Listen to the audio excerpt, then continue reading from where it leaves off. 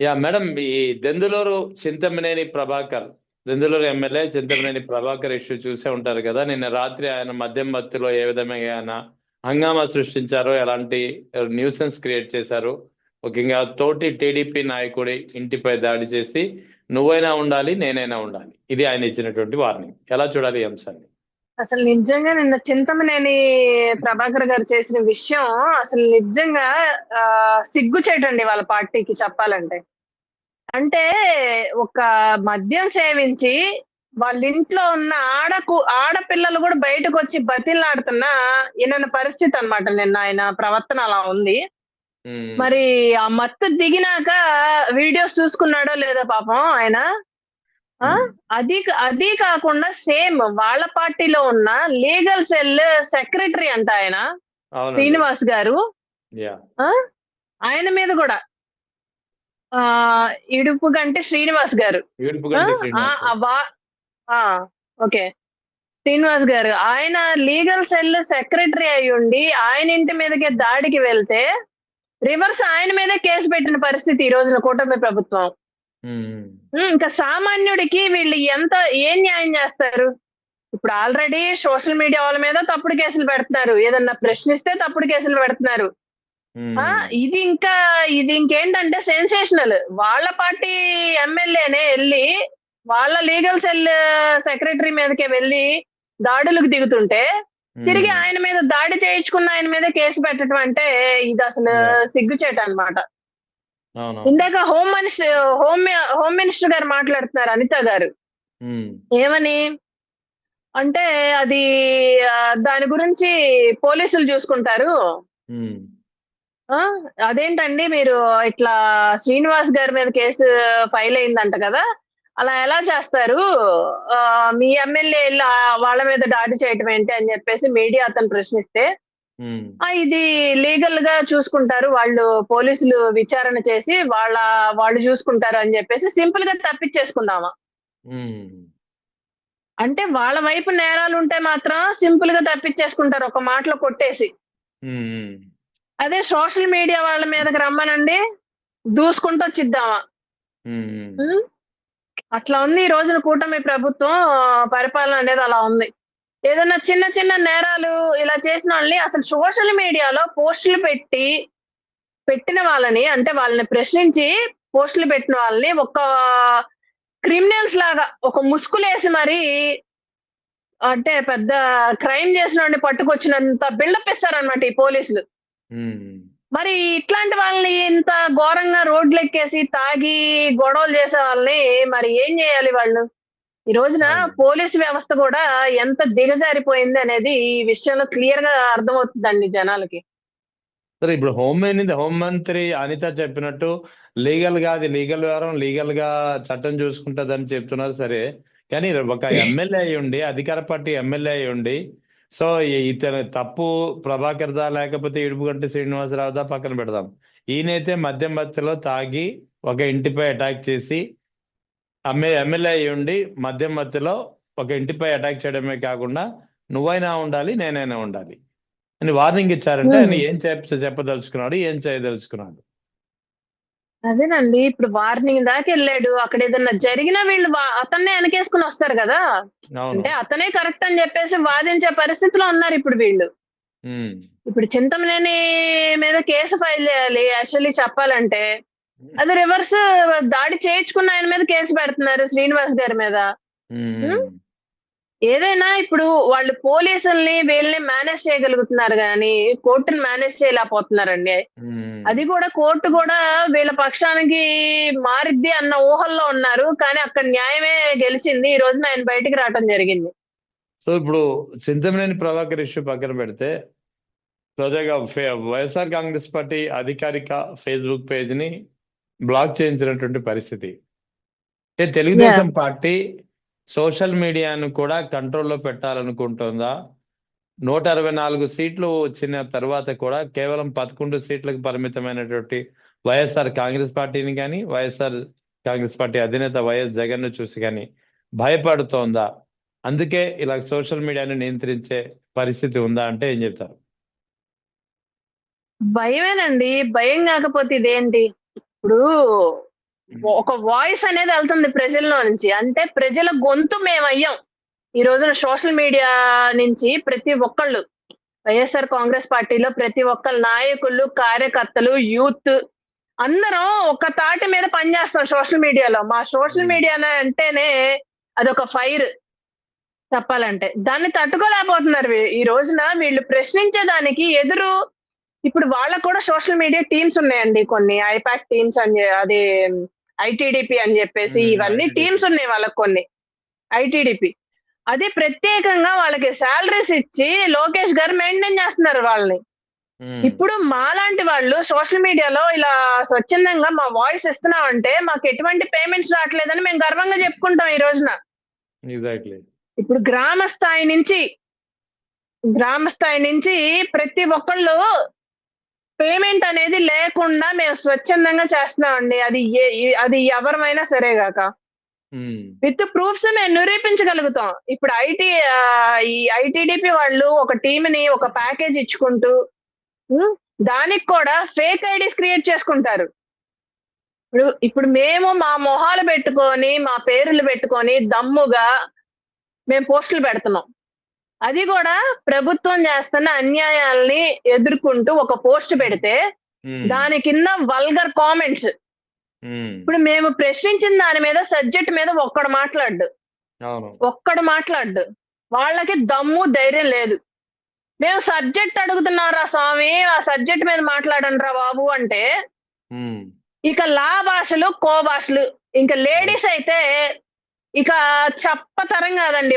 వాళ్ళు మాట్లాడే మాటలు ఇక తారాస్థాయికి చేరతాయి అన్నమాట. ఏదో మేము నిజంగా అండి లిటరలీ చెప్తున్నాము, లేడీస్ ఎంత గట్స్ ఉంటేనో మేము పోస్ట్ చేయగలుగుతున్నాం ఈ రోజున. సోషల్ మీడియాలో ఒక పోస్ట్ పెట్టాలి అని అంటే మాకు 100 గుండెలు ఉన్నాయి.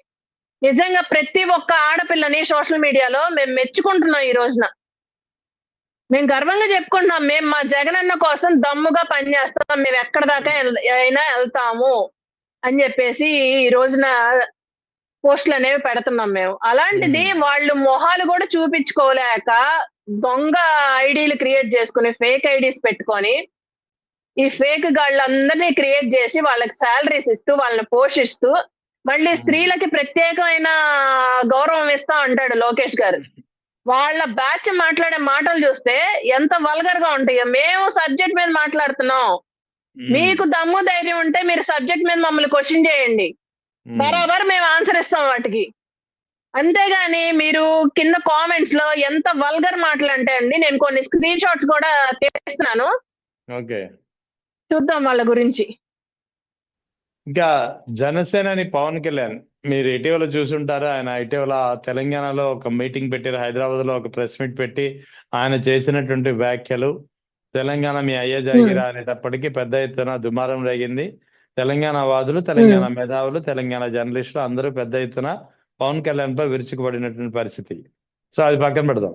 ఇప్పుడు తాజాగా ఆయన నిన్న ఢిల్లీలో జనసేన జాతీయ సమగ్రత కోసం జనసేన, ఇది టాపిక్, జాతీయ సమగ్రత కోసం జనసేన అనే టాపిక్ పై ఢిల్లీలో ఆయన మీటింగ్ పెట్టాడు. మీటింగ్ పెట్టి మాట్లాడేటప్పుడు ఇప్పుడు అంటే గతంలో ఆయన సనాతని అని చెప్పుకున్నాడు, అది వేరే విషయం. ఇప్పుడు జాతీయ సమగ్రత, నేషనల్ ఇంటిగ్రిటీ అనేది తన మెయిన్ ఫోకస్ అని చెప్తున్నాడు. సో ఈ చెప్పే క్రమంలో ఆయన కాక్రోచ్ పార్టీల గురించి, కాక్రోచ్ జనతా పార్టీ ఉంది కదా, కాక్రోచ్ జనతా పార్టీల గురించి ఆయన వ్యాఖ్యానించారు. కాక్రోచ్లు దాడి చేస్తాయి, కాక్రోచ్ల నుంచి దేశాన్ని కాపాడుకోవాల్సిన అవసరం ఉంది, జాతీయ సమగ్రతే చాలా ఇంపార్టెంట్ అంటూ. అంటే కాక్రోచ్ జనతా పార్టీ అనేది నిజానికి బీజేపీకి ఒక థ్రెట్, అది కేంద్రంలోని ఎన్డీఏ ప్రభుత్వానికి. ఎందుకంటే పెద్ద ఎత్తున యువతలో ఉన్నటువంటి ఫ్రస్ట్రేషన్ కావచ్చు, యువత ప్రశ్నిస్తున్నటువంటి ప్రశ్నలు కావచ్చు, వాటికి సమాధానం చెప్పుకోలేని పరిస్థితి కేంద్ర ప్రభుత్వానికి ఉంది. అది వివిధ పేపర్ లీకేజీల ఘటన కావచ్చు, ఇతరత్ర సంఘటనలు కావచ్చు. ఓవరాల్ గా యువతలో, దేశంలోని యువతలో ఎలాంటి ఫ్రస్ట్రేషన్ ఉంది అనే దానికి ఆ కాక్రోచ్ పార్టీ అనేది ఒక ఉదాహరణ. సో ఇక్కడ బీజేపీని సేఫ్ గార్డ్ చేయడానికి పవన్ కళ్యాణ్ కాక్రోచ్ పార్టీలపై విమర్శిస్తున్నారు. పైకి మాత్రం చెప్పే అంశం జాతీయ సమగ్రత. ఎలా చూడాలి? ఇప్పుడు పవన్ కళ్యాణ్ విషయానికి వస్తే అండి, అతనికి స్వచ్ఛందంగా అతని పార్టీని అతను కాపాడుకోవటం రాదు. ఉమ్, ఎంతసేపటికి టీడీపీ వాడికి కొమ్ము కాస్తానంటాడు, ఉమ్, లేదా బీజేపీ ఆయన కొమ్ము కాస్తానంటాడు. ఆ మొన్నటి దాకానేమో నేను కాపులకి అండగా ఉంటాను, నన్ను నాయకుడిని చేయండి, కాపు కులంలో నుంచి నాకు మద్దతు ఇవ్వండి అని చెప్పేసి కులాన్ని లేపాడు. ఉమ్, ఒక కులానికి కులాల మధ్యలో చిచ్చులు పెట్టడానికి, పార్టీల మధ్యలో బ్రోకరిజం చేయటానికి ఉమ్, ఇందుకు తప్ప పవన్ కళ్యాణ్ ఎందుకు పనికిరాడు. ఉమ్, అది ఇప్పుడు బీజేపీకి సపోర్టెడ్ గా మాట్లాడుతున్నాడు అని అంటే ఎందుకు అంటే ఇప్పుడు కాక్రోచ్ పార్టీ అనేది బీజేపీకి కాదు, అసలు వాళ్ళు ప్రవర్తించే వాళ్ళ వ్యవస్థకి వ్యతిరేకం అన్నమాట. వాళ్ళని yeah, exactly. ప్రశ్నించడానికి కాక్రోచ్ పార్టీ అనేది పుట్టింది. అవును. ఆ, నేను కూడా తీవ్రంగా ఖండిస్తానండి. ఈ బీజేపీ పార్టీ ఏదైతే ఉందో అది ఒక కులానికి అంటే ఒక మతానికి మాత్రమే పరిమితమైన పార్టీ అని అందరికీ తెలిసిందే.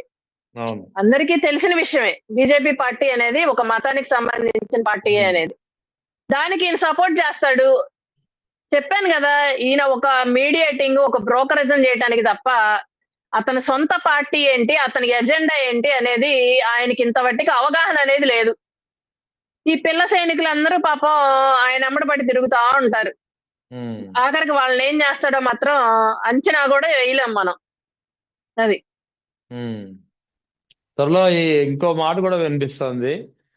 గతంలో ఈయన అన్నయ్య ప్రజారాజ్యం పార్టీని ఒక నేషనల్ పార్టీ కాంగ్రెస్ లో విలీనం చేసినట్టు ఈయన కూడా జనసేనని మరో నేషనల్ పార్టీ బీజేపీలో విలీనం చేస్తాడనే ఒక మాట ఈ మధ్యన గత 2 రోజుల నుంచి సోషల్ మీడియాలో చక్కర్లు కొడుతుంది. ఏపీలోనే దిక్కు దివానం లేదండి ఈయనకి. ఇంక నేషనల్ పార్టీ దాకా ఎక్కడ తెలంగాణకి వెళ్ళాడు, అక్కడేమో పిచ్చి మాటలన్నీ మాట్లాడి చెప్పు దెబ్బ తిని వచ్చాడు. ఉమ్?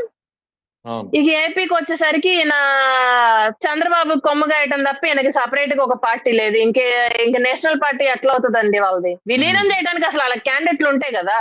వీళ్ళకి అసలు ఇక్కడ పోటీ చేయడానికే, అన్ని ఏరియాస్ లో పోటీ చేయడానికే వీళ్ళకి క్యాండిడేట్ లేదు. ఉమ్. ఆ? ఇంకా ఆయన ఎట్లా విలీనం చేసేది ఏంది? అసలు బుర్రుండి మాట్లాడుతున్నాడో బుర్ర లేకుండా మాట్లాడుతున్నాడో అర్థం కావట్లేదు. పరకాల ప్రభాకర్ గారి గురించి వినే ఉంటారు. పరకాల ప్రభాకర్ గారు మన కేంద్ర ఆర్థిక శాఖ మంత్రి నిర్మలా సీతారామన్ భర్త, పొలిటికల్ ఎకనమిస్ట్, లండన్ లో చదువుకున్నారు. యా. ఆయన ఈ మధ్యన ఆంధ్రప్రదేశ్ 2024 ఏపీ ఎలక్షన్ వెనుక ఒక మిస్చీఫ్ జరిగింది. ఆ మిస్చీఫ్ లో ఈవీఎం పాత్ర ఉంది, ఈవీఎం గోల్మాల్ ఉంది అనేది ఆయన ప్రధానంగా చేసినటువంటి లేవనెత్తినటువంటి ఒక ప్రశ్న. అది కూడా ఎలక్షన్ కమిషన్ ఇచ్చినటువంటి డేటా ఆధారంగా విశ్లేషించి చెప్పినటువంటి మాటలే తప్ప ఏ బయట పార్టీ వ్యక్తిలో థర్డ్ పార్టీ ఇచ్చినటువంటి డేటా కాదు. సో ఆ సమయంలో ఆయన సంధించినటువంటి ప్రధానమైనటువంటి అనుమానానికి ముఖ్యంగా ఒక ప్రశ్న, రాత్రి 11:45 నుంచి తెల్లవారుజామున 2 గంటల వరకు, అంటే కేవలం 2 గంటల 15 నిమిషాల వ్యవధిలో 17,19,000 ఓట్లు పోలయ్యాయి. అది కూడా 3,500 పోలింగ్ బూత్లలో. అంటే నిమిషానికి 4 ఎలా ఓట్లేశారు? ఇది ఆయన ప్రశ్నించినటువంటి ప్రశ్న. దానికి ఇప్పటి వరకు ఎలక్షన్ కమిషన్ నుంచి ఎలాంటి సమాధానం లేదు. ఇప్పుడు తాజాగా ఎస్ఐఆర్ ప్రక్రియపై ఆయన కీలకమైనటువంటి ప్రశ్నలు లేవనెత్తుతున్నారు. ముఖ్యంగా ఎస్ఐఆర్ ప్రక్రియ దేశంలో ఇప్పటికే వివిధ రాష్ట్రాల్లో ముగిసింది.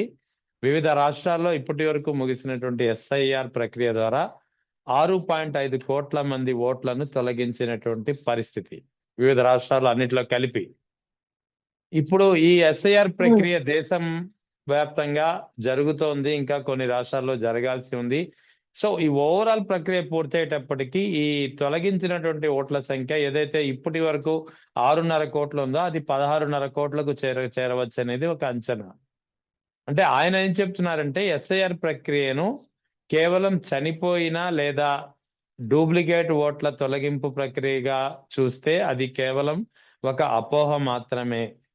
కానీ ఎస్ఐఆర్ ప్రక్రియ ద్వారా వాస్తవానికి కొన్ని సామాజిక వర్గాల్ని సైతం ఓటింగ్ ప్రక్రియ నుంచి, రాజకీయ సమూహం నుంచి చెరిపివేసే ప్రయత్నం జరుగుతోంది అనేది చాలా తీవ్రమైనటువంటి కామెంట్స్ పరకాల ప్రభాకర్ చేశారు. ఏమంటారు మీరు? ఈ పరకాల ప్రభాకర్ గారు చేసిన వ్యాఖ్యలు ఏవైతే ఉన్నాయో 100% కరెక్ట్ అండి. ఇది నేను ఎలా చెప్పగలుగుతున్నానంటే, వీళ్ళు టీడీపీ వాళ్ళు చేసే గ్రౌండ్ వర్క్ ఎలా ఉంటదంటే, ఇప్పుడు ఉమ్, వైసీపీ వాళ్ళం మేము కష్టపడి హార్డ్ వర్క్ చేస్తాం. ఉమ్, ప్రతి గ్రామంలో తిరగటం, మా ఓట్లేమున్నాయి, మా వాళ్ళ ఓట్లేమున్నాయి అనేది మేము ఒక ఓటర్ లిస్ట్ పెట్టుకొని, ప్రతి గ్రామంలో నాయకులు, కార్యకర్తలు కలిసి వర్క్ చేస్తాం. ఉమ్, ఈ టీడీపీ వాళ్ళ వర్క్ ఎలా ఉంటదంటే, ఉమ్, వీళ్ళు ఫస్ట్ ఇప్పుడు ఆళ్ళు అధికారంలో ఉన్నారు కాబట్టి, వాళ్ళు గవర్నమెంట్ అధికారులు ఎవరైతే ఉన్నారో, వాళ్ళని వీళ్ళ అండర్‌లో పెట్టుకుంటారు. ఇప్పుడు ఓకే. సచివాలయం ఎంప్లాయీస్ అయితే ఏంటి, డ్వాక్రా మహిళలు, డ్వాక్రాలో ఉన్న ఆర్‌పీలు, ఆ! ఈ అంగన్వాడీ వర్కర్‌లు వీళ్ళందరినీ వాళ్ళ కార్యకర్తల కన్నా ఘోరంగా వాడుకుంటారనమాట ఉమ్, ఈ ప్రక్రియలో. ఈ సర్ అనే ప్రోగ్రాము ఇది చాలా కీలకమైన అంశం. నిజంగా చెప్పాలంటే రేపు పాలిటిక్స్‌లో ఇప్పుడు రేపు పార్టీల చరిత్రను గూడా మార్చే విధంగా ఉంటదిది. అవును. సీరియస్‌గా తీసుకోవాల్సిన విషయం అన్నమాట. ఇది ప్రతి ఒక్కళ్ళు సీరియస్‌గా తీసుకొని దీని మీద వర్క్ చేయాల్సిన అంశం అన్నమాట ఇది. అవును. ఇప్పుడు దీంట్లో ఏవైతే ఉన్నాయో ప్రతిపక్ష ఓట్లు అంటే మా ఓట్లు తొలగించడానికి గూడా వాళ్ళు గట్టిగా పనిచేస్తున్నారు. ఇది ఉమ్, గ్రౌండ్ లెవెల్‌లో మేము చూస్తున్నాం. దీన్ని మేము చూస్తున్నాం. గ్రౌండ్ లెవెల్‌లో గూడా అబ్జర్వేషన్‌లో ఉన్నాము. మా సత్తా ఏంటో మేము చూపిస్తాం ఖచ్చితంగా ఈ ఓకే. పనిలో. వాళ్ళు ఎన్ని కుట్రలు పన్నినా, ఎన్ని చేసినా వైఎస్ఆర్ కాంగ్రెస్ పార్టీకున్న ఓట్లు మేము ఎట్టి పరిస్థితుల్లో ఒక్కటి కూడా పోనివ్వం. అంటే ఓవరాల్ గా పరకాల ప్రభాకర్ గారు చెప్పిన దాంతో ఏకీభవిస్తున్నారా? అంటే కొన్ని సామాజిక వర్గాల్ని మొత్తాన్ని తుడిచిపెట్టే యాహ్!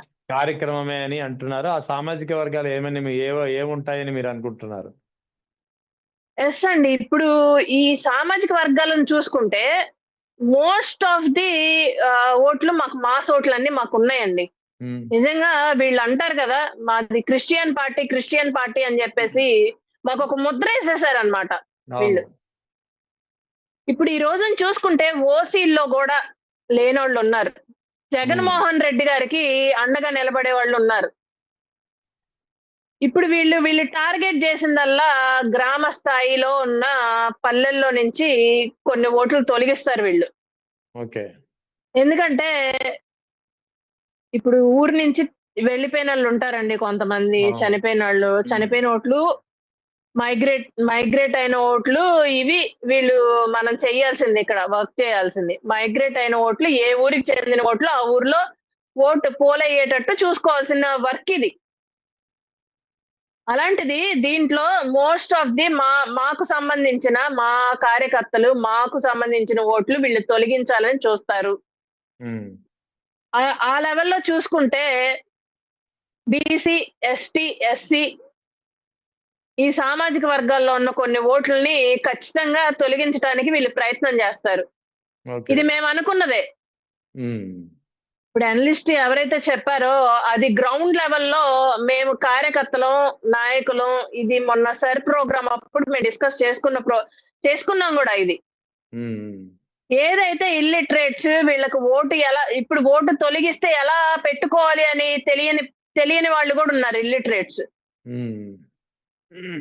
అవన్నీ మేము కాపాడుకుంటాం. ఖచ్చితంగా వీళ్ళకి గట్టి ఫైట్ ఇస్తాం రానున్న రోజుల్లో.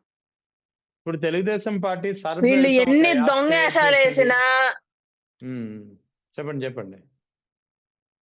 చేస్తున్నారండి. వీళ్ళు డిఫరెంట్ యాప్స్ చేస్తున్నారు. వాళ్ళ అదే సర్ ఆర్‌పీలకి పేరుతో ఒక యాప్ డిఫరెంట్ వర్క్స్ క్రియేట్ చేసి ఇస్తున్నారనమాట. ఇప్పుడు సర్ పే- సర్ పేరుతో ఒక యాప్ క్రియేట్ యాహ్! చేసి ఆ వైసీపీ అనుకూల ఓట్లను డిలీట్ చేసే ప్రక్రియ మొదలైంది అని చెప్పేది గత గత 2-3 రోజుల నుంచి వినిపిస్తోంది.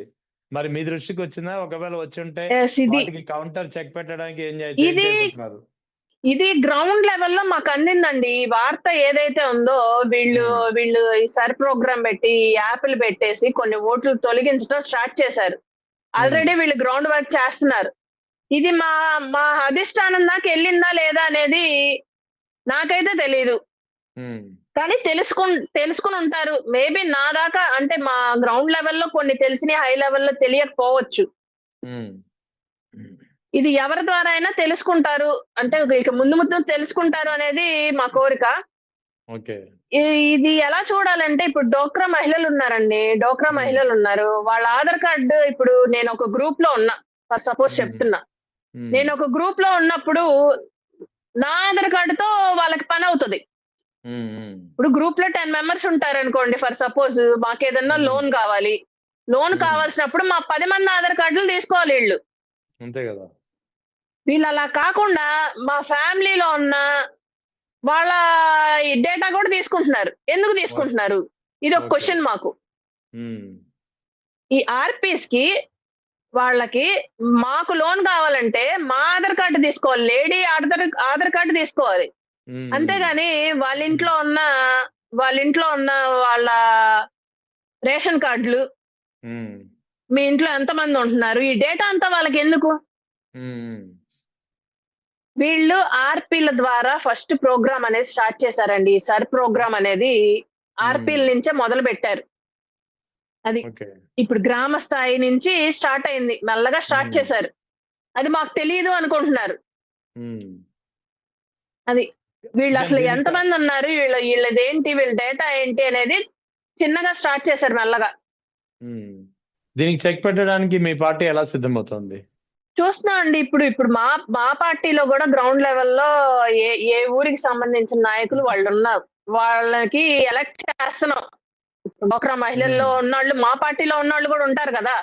హ్మ్. ఇప్పుడు వాళ్ళ పార్టీలో ఉన్నోళ్ళు వాళ్ళకెలా ఉంటారో ఆర్‌పీలు అడగంగాల్నే మీరిలా ఫోను నంబర్‌లు చెప్పకండి, ఓటీపీలు హ్మ్. చెప్పకండి. వీళ్ళ మొబైల్ నంబర్స్ తీసుకొని ఓటీపీస్ తీసుకుంటున్నారు. ఆ ఓటీపీ హ్మ్. ఎందుకమ్మా అంటే మీకు ఫ్యూచర్‌లో లోన్ రావాలంటే ఇప్పుడు ఈ ఓటీపీ చెప్పాలి మీరు. ఓకే. ఎలా అది? ఇప్పుడు ఇప్పుడు నేను ఎప్పుడైతే లోన్ తీసుకుంటున్నానో అప్పుడు చెప్పాలి నేను ఈ ఓటీపీ అనేది. బ్యాంక్ హ్మ్. దగ్గరికెళ్ళి నీవు లోన్ ఇచ్చేటప్పుడు నీకు ఏదన్నా ఓటీపీ అలాంటిది ఏదన్నా వస్తే అప్పుడు చెప్పాలి. అంతేగాని ముందే ఎప్పుడో నేను ఫ్యూచర్‌లో నీకు లోన్ పెడతాను. నీ గ్రూప్ ఇప్పుడు రెడీ చేస్తున్నాం అని చెప్పేసి అప్పుడే ఓటీపీలు తీసుకుంటున్నారు. ఆ హ్మ్. ఓటీపీస్ అనేది ఎందుకు కలెక్ట్ చేస్తున్నారు వీళ్ళు? హ్మ్. పెద్ద స్కామ్ అయితే చేస్తున్నారండి. డోక్రా ఓకే. మహిళలను అడ్డం పెట్టుకొని ఈ సర్ ప్రోగ్రామ్ అయినా అయ్యుండాలి. ఇంకేదో పెద్ద స్కామ్ అయితే జరుగుతుంది. ఈ డోక్రాలను అడ్డం హ్మ్. పెట్టుకొని, ఆర్‌పీలని అడ్డం పెట్టుకొని, వాళ్ళకి పిచ్చ వర్క్ ఇస్తున్నారు. హ్మ్. చచ్చిపోతున్నారు ఆర్‌పీలు చేయలేక. ఇప్పుడు ప్రెషర్ పెడుతున్నారండి వాళ్ళకి. మీరు ఓటీపీలు తీసుకోండి వాళ్ళ దగ్గర నుంచి ఏదో ఒకటి చెప్పండి. ఓకే. ఇప్పుడు ఈ చదువుకోనోళ్ళుంటారు. ఇప్పుడు నేనున్నాను డోక్రాలో. నన్ను హ్మ్. ఓటీపీ అడిగితే నీకెందుకు ఓటీపీ అని అడుగుతా. అంతే గదా! ఫస్ట్ నేను క్వెషన్ చేస్తా. నా గ్రూప్‌లో వాళ్ళని నేను ఎలక్ట్ చేస్తా. అసలామె హ్మ్. ఓటీపీ ఎందుకు అడుగుతుంది? మీరెవరు చెప్పకండి అని జెప్పేసి. హ్మ్. అట్లా కొంచెం ఎడ్యుకేటెడ్ పర్సన్స్ మా పార్టీలో ఉన్నోళ్ళం మేమైతే చెప్పగలుగుతాం. హ్మ్. అలాంటిది కొంతమంది చదువుకోనోళ్ళుంటారు. గ్రూప్ లీడర్స్ ఉంటారు. ఆళ్ళు ఆమె అడిగిందమ్మా ఆర్‌పీ చెప్పాలంట అని జెప్పేసి తీసుకుంటారు వాళ్ళ దగ్గర నుంచి. మీరు కూడా హ్మ్. చెప్పండి అని అంటారు. అలా ఓటీపీస్ కలెక్ట్ చేసుకొని వీళ్ళు పెద్ద స్కామ్ అయితే ఏదో చేస్తున్నారు.